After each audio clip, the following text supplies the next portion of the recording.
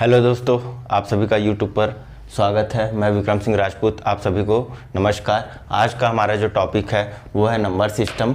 Number system में कौन सा अभाज्य संख्या, अभाज्य संख्या को इंग्लिश में बोलते हैं प्राइम नंबर। हमारा जो चैनल है वो CSPDCL, CG Vyapam, ACF, CGPSC, food inspector, sub inspector और CG व्यापम के आगामी एग्जाम जैसे पटवारी, RI, संयुक्त भर्ती परीक्षा के लिए चला रहे हैं। ठीक है, तो चलिए स्टार्ट करते हैं आज का हमारा जो लेक्चर अभाज्य संख्या। अभाज्य संख्या होता क्या है, उससे कैसे कैसे क्वेश्चंस CG व्यापम और CGPSC पूछा है। चलिए तो फिर स्टार्ट करते हैं।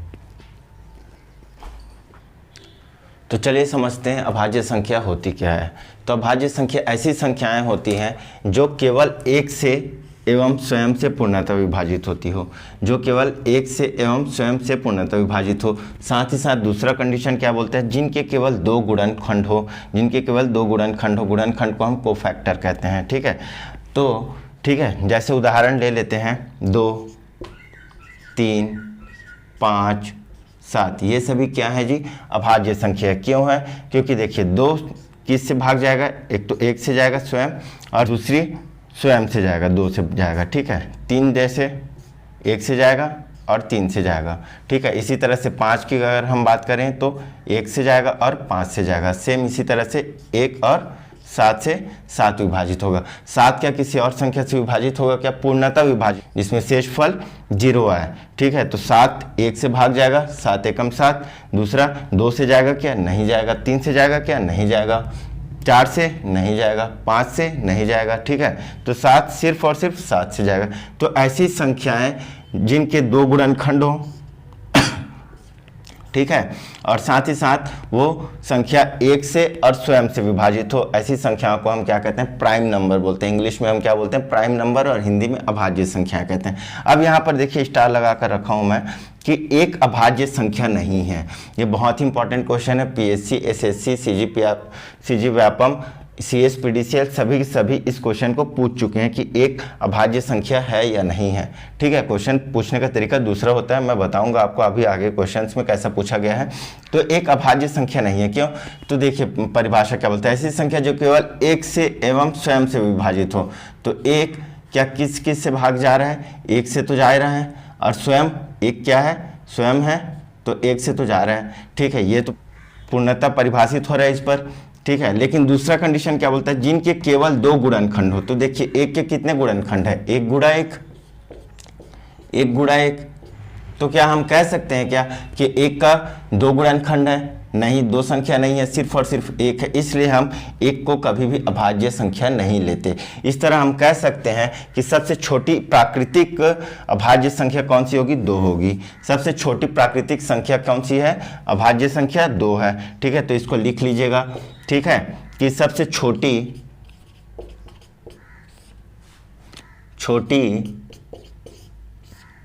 अभाज्य संख्या 2 है। ठीक है, साथ ही साथ इस चीज को याद रखिएगा कि ये सम संख्या भी है। साथ ही साथ क्या याद रखिएगा कि सम संख्या भी है, कौन, 2। तो पूरे गणितीय परिभाषा में सिर्फ और सिर्फ एक ही सम संख्या है जो अभाज्य संख्या है। इस चीज़ को याद रखिएगा। UPSC 1997 में इससे रिलेटेड एक क्वेश्चन पूछा है, बाद में उसको बैंक PO ने भी क्वेश्चन को पूछा है। ये बहुत ही इंपॉर्टेंट है कि एक ही संख्या है जो सम संख्या भी है और अभाज्य संख्या भी है। ठीक है, चलिए तो फिर आगे बढ़ते हैं। इसके क्वेश्चन कैसे पूछे गए हैं हमारे CG व्यापम में, CGPSC में।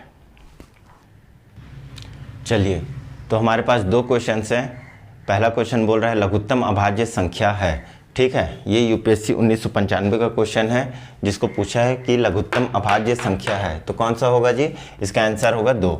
ठीक है, 1 क्यों नहीं होगा, क्योंकि हमने अभी परिभाषित किया है कि एक का कोई दो गुणनखंड नहीं होता, सिर्फ और सिर्फ 1 गुणा 1 होता है। ठीक है, और सबसे लघुत्तम में यही होगा। ठीक है, 1 गुणा 2, इसके दो गुणनखंड होते हैं। ठीक है, 2 से बड़ा 3 होता है, तो सबसे छोटी अभाज्य संख्या अगर पूछा जाए तो क्या होगा, 2 होगा। ठीक है,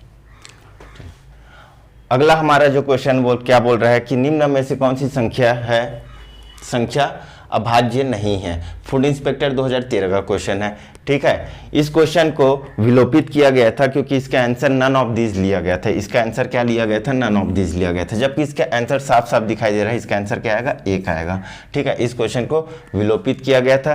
तो अगर भविष्य में इस क्वेश्चन को अगर फिर से दोबारा पूछा जाए तो इसका आंसर आप एक लगाइएगा, ठीक है। और इसके ऊपर आप दावा पत्ती भी लगा सकते हैं। एनसीईआरटी में साफ साफ कहा गया है कि एक अभाज्य संख्या नहीं है, ठीक है। तो चलिए फिर अगला क्वेश्चन करते हैं। अगला हमारा जो क्वेश्चन बोल रहा है, निम्न में से कौन सी अभाज्य संख्या नहीं है? 4 ऑप्शन दे दिया है, ठीक है। तो इसको सॉल्व कैसे करेंगे? तो देखिए, ऐसे क्वेश्चन सॉल्व करने के लिए आपको 2-3 चीज़ों को याद रखना पड़ेगा। सबसे पहला विभाजिता का नियम, विभाजिता का नियम, ठीक है। दूसरा पहाड़ा, कम से कम आपको 1 से लेकर के 20 तक का पहाड़ा अच्छे से याद होना चाहिए। और अगर आप 1 से 25 तक कर लेते हैं तो और अच्छी बात है, ठीक है।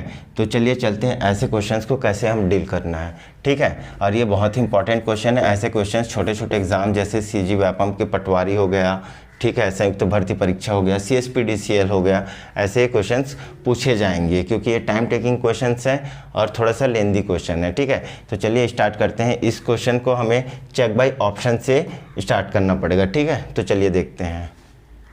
अगला हमारा जो क्वेश्चन है वो बोल रहा है कि निम्न में से कौन सी संख्या अभाज्य संख्या है? CSPDCL डेटा एंट्री ऑपरेटर का जो 2019 में पेपर हुआ था उसमें ये क्वेश्चन पूछा था और इसको स्टार लगा लीजिए। ऐसे ही क्वेश्चन हमें मिलेंगे, ठीक है, एग्जाम हॉल में, क्योंकि ये टाइम टेकिंग क्वेश्चंस हैं, ठीक है। और इसमें अगर हम स्मार्ट वर्क नहीं करेंगे तो हमसे ये क्वेश्चंस लेट में बनेगा। तो इसकी ऐसे क्वेश्चंस बनाने के लिए आपको 2 से 3 चीज़ों को ध्यान रखना होगा। सबसे पहले ऐसे क्वेश्चंस अगर पूछता है कि कौन सी संख्या अभाज्य संख्या है, कौन सी संख्या अभाज्य संख्या नहीं है, तो सबसे पहले हमें अभाज्य संख्या से इनको भाग देना है, ठीक है। इन चारों ऑप्शंस को हमें क्या करना है? अभाज्य संख्या से ही भाग देना है, चाहे 2 से हो, चाहे 3 से हो, 5, 7, 11, 13, 17, 19 और आगे बढ़ते जाना है, ठीक है। भाज्य संख्या से भाग देने की जरूरत नहीं है, आपका टाइम वेस्ट करने की जरूरत नहीं है। दूसरा है कि अगर आप अभाज्य संख्या से भाग दे रहे हैं, ठीक है, तो आपको विभाजिता का नियम अगर आपको याद है तो आप बहुत सारे क्वेश्चंस को देखकर ही आप बता सकते हैं कि 2 से भाग जाएगा कि नहीं, 3 से जाएगा कि नहीं, 5 से जाएगा कि नहीं, ठीक है।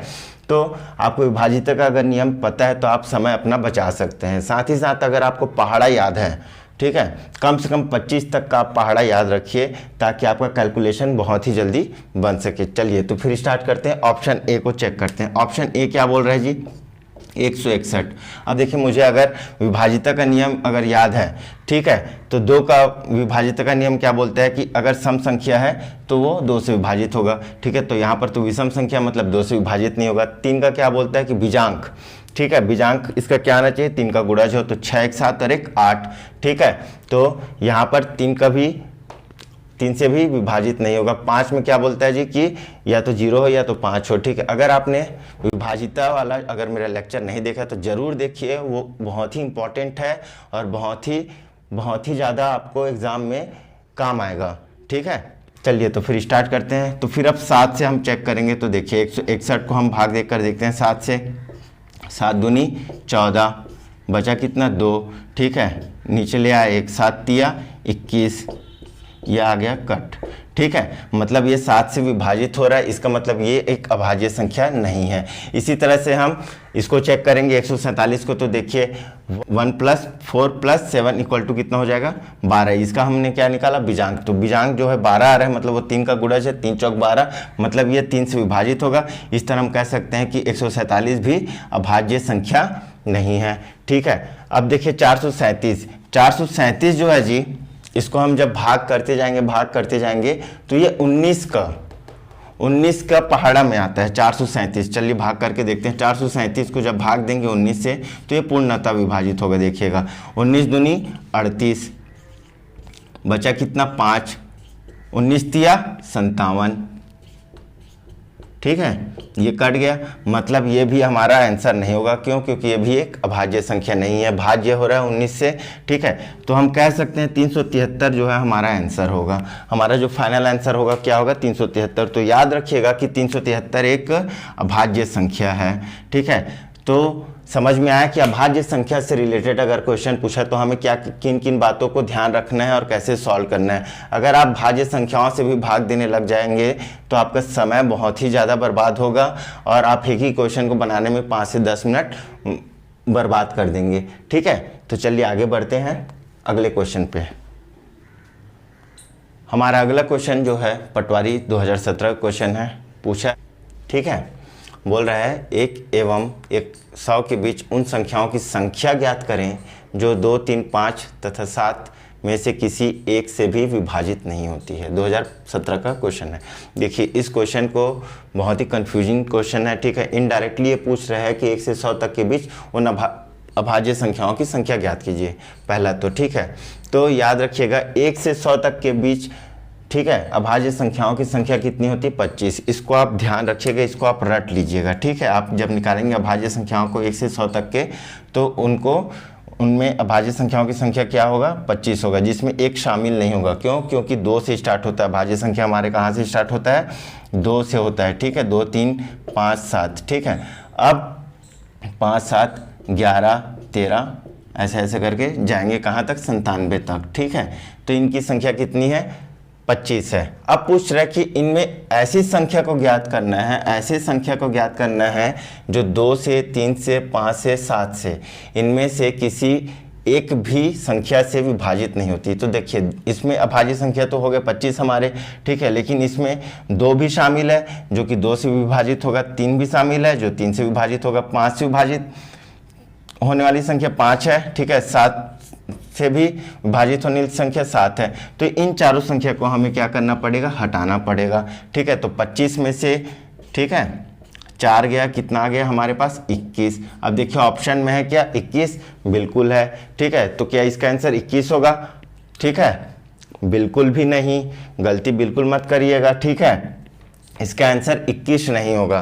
क्यों नहीं होगा जी? अब अभाज्य संख्या आपने बोला ठीक है 25 है, 21 हमने लगा दिया। ठीक है, 4 हटा करके। तो अब देखिए इसमें हमने 1 को शामिल नहीं किया अभाज्य संख्याओं में जी। ठीक है, 25 संख्या अभाज्य संख्या है, लेकिन 1 भी तो एक ऐसा संख्या है ना 1 से 100 तक के बीच में जो 2 से भाग नहीं जाता, 3 से भाग नहीं जाता, 5 से भी भाग नहीं जाता और 7 से भी भाग नहीं जाता। तो हमारे पास 21 तो ऑलरेडी हो गया ये अभाज्य संख्या, प्लस 1 इसको भी लेंगे, एक संख्या और जुड़ेगा, तो टोटल कितने हो गए हमारे पास? 22 ऐसी संख्याएं हैं जो 1 से 100 तक के बीच में जो 2, 3, 5 तथा 7 से भाग नहीं जाता है। ठीक है, तो इसका आंसर आप लगाइएगा 22। बहुत सारे आपके जो कोचिंग संस्थान की जो बुक है उसमें आंसर 21 लिया गया है, तो इस चीज़ को आप ध्यान रखिएगा। 21 उसका आंसर नहीं होगा, उसका आंसर 22 होगा। ठीक है, और बहुत सारे लोगों ने इस क्वेश्चन पे दावा पत्ती भी लगाया था कि इसका आंसर 21 होगा, तो बिल्कुल भी नहीं, इसका आंसर 22 होगा। क्यों? क्योंकि हमने लास्ट में 1 को इसमें काउंट नहीं किया था। ठीक है, तो इसका आंसर होगा कितना? 22। इस क्वेश्चन को बहुत ही अच्छे से समझिएगा क्योंकि बहुत ही अच्छा कॉन्सेप्चुअल क्वेश्चन है। ठीक है, और आने वाले टाइम पर इसको पूछ सकता है, 100 की जगह वो 50 तक का पूछ लेगा, 200 तक पूछ लेगा। ठीक है, चलिए तो फिर आगे बढ़ते हैं। अगला हमारा जो क्वेश्चन है एमपीपीएससी मेंस में पूछा गया क्वेश्चन है, 3 अभाज्य संख्याओं का योग 100 है तथा उनमें 2 संख्याओं के बीच का अंतर 36 है। तीनों संख्याएं ज्ञात कीजिए। एमपीपीएससी मेंस 2016 का क्वेश्चन है, इसको आपको खुद को सॉल्व करना है। ठीक है, ये बहुत ही मस्त क्वेश्चन है। ठीक है, इसको स्टार लगा कर रख लीजिए। इस क्वेश्चन को मैं जब सम संख्या और विषम संख्या जब मैं पढ़ाऊँगा, सम संख्या विषम संख्या जब मैं पढ़ाऊंगा वहाँ पर इस क्वेश्चन को मैं सॉल्व करूंगा। तब तक अगर आप में से किसी का अगर बन जाता है क्वेश्चन को तो बिल्कुल आप कमेंट बॉक्स पर आप कमेंट कीजिए। ठीक है, और ये क्वेश्चन ऐसा क्वेश्चन है कि अगर आपको किसी ने बोला कि हाँ मुझे गणित बहुत ही अच्छा आता है, ठीक है, मेरा मैथ्स बहुत स्ट्रांग है, ये क्वेश्चन पकड़ा दीजिएगा। ठीक है, उसके बाद देखिएगा उसका रिएक्शन। ठीक, तो इस क्वेश्चन को आप जरूर ट्राई कीजिएगा। ठीक है, और इसको मैं सम संख्या और विषम संख्या जब लेक्चर लूँगा तब वहाँ पर इस क्वेश्चन को मैं डिस्कस करूँगा, और इस क्वेश्चन को बिल्कुल ट्राई कीजिएगा और बिल्कुल इसको समझने की कोशिश कीजिएगा जब मैं पढ़ाऊँगा तो। ठीक है, बहुत ही अच्छा क्वेश्चन है, और जब मैं कह रहा हूँ ना कि अगर कोई बोले कि हाँ मेरे को बहुत ही अच्छा गणित आता है तो इस क्वेश्चन को पकड़ा दीजिएगा, तब उसका समझ में आ जाएगा दिमाग। ठीक है, तो चलिए आगे बढ़ते हैं।